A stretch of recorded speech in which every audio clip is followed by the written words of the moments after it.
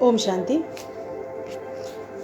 आज 2 अगस्त है, तो आज की मुरली का स्लोगन है, चोट लगाने वाले का काम है चोट लगाना और आपका काम है अपने को बचा लेना।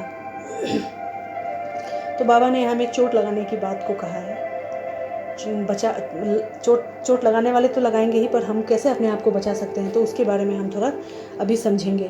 तो यहाँ पे चोट का सीधा सीधा कनेक्शन है दुख उठाना या किसी को दुख पहुँचाना भी या दुख उठाना भी। तो बाबा कहते हैं कि चोट लगाने वाले को तो उनका तो काम ही है चोट लगाना, पर हम अपने आप को कैसे उस प्रकार की दुख या चोट से बचा सकते हैं, तो उसके लिए हम आज की मुरली से ही देखेंगे। इसका बाबा ने बहुत अच्छे से विस्तार भी किया है। तो बाबा ने कहा है कि सबसे पहले तो हमें हंस की बुद्धि वाला बनना होगा।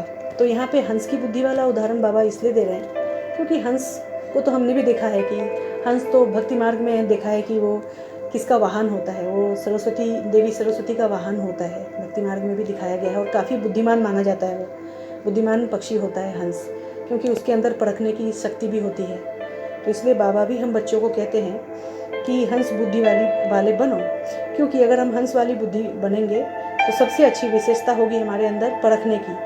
क्योंकि जिस प्रकार हंस जो होता है वो कंकर और रतन को अलग अलग कर देता है, तो उसी प्रकार हम भी हर चीज़ को अगर सही समय पर परख लेंगे तो हम अच्छा से अच्छा निर्णय कर सकते हैं।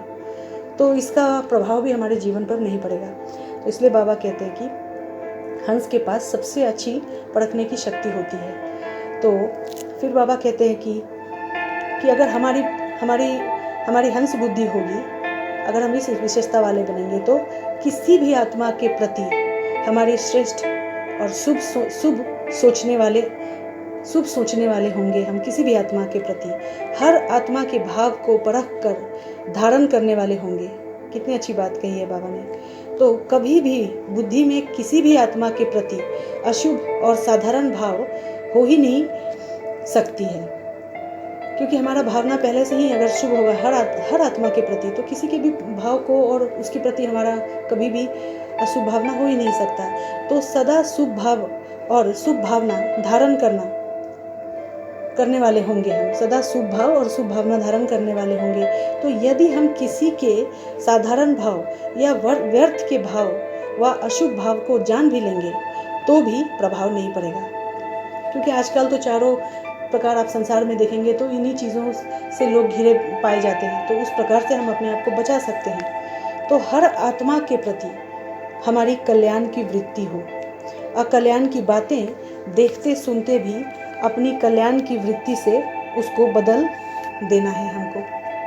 तो हमारी दृष्टि में भी हर आत्मा के प्रति शुद्ध स्नेह दिखाई दे, सबकी तरफ हमारी रूहानी आत्मिक स्नेह की दृष्टि हो। अगर हम मुख से भी कुछ बोले तो वह सिर्फ समर्थ, पावरफुल व कल्याणकारी हो। कभी भी व्यर्थ बोल ना बोले और सबके प्रति रहम दिल बन के रहेंगे तो हम अपने को हर प्रकार के दुख व चोट से बचा सकते हैं। इसीलिए हमको चेक करना होगा कि हम बुद्धि में, वृत्ति में, दृष्टि में और मुख से कितने श्रेष्ठ और प्योर बने हैं।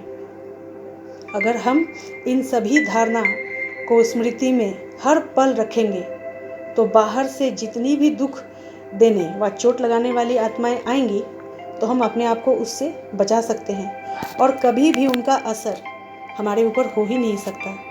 तो इसलिए बाबा ने आज की मुरली में कहा है कि हर प्रकार की चोट से हम अपने आप को बचा सकते हैं। तो इसके लिए हमें फिर से कुछ श्रेष्ठ संकल्पों का अभ्यास करना होगा। तो स्लोगन के आधार से अगर हम श्रेष्ठ संकल्प को लेते हैं तो उसमें ऐसा हो सकता है कि मैं आत्मा चोट खाने से सदा मुक्त हूँ। दूसरा तो हो सकता है मैं आत्मा चोट लगने से सदा अपने को बचा लेती हूँ। और तीसरा, मैं रहम दिल आत्मा हूँ। तो अगर हम अपने धारणा के ऊपर संपूर्ण हमारी अगर नज़र होगी तो हम अपने आप को हर प्रकार की दुख व चोट से बचा सकते हैं। तो इसलिए बाबा ने कहा कि चोट लगाने वाले का काम है चोट लगाना और आपका काम है अपने को बचा लेना। अच्छा, ओम शांति।